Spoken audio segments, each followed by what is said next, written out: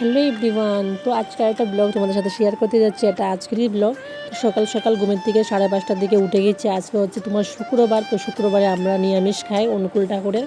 তো সকাল সকাল ঘুমের থেকে উঠে উঠান ঝাড়ু দিয়ে গোবর চিরা দিয়ে তারপর স্নান করে নিয়েছি গরম জল করে, কারণ আমার একদম সর্দি ছিল।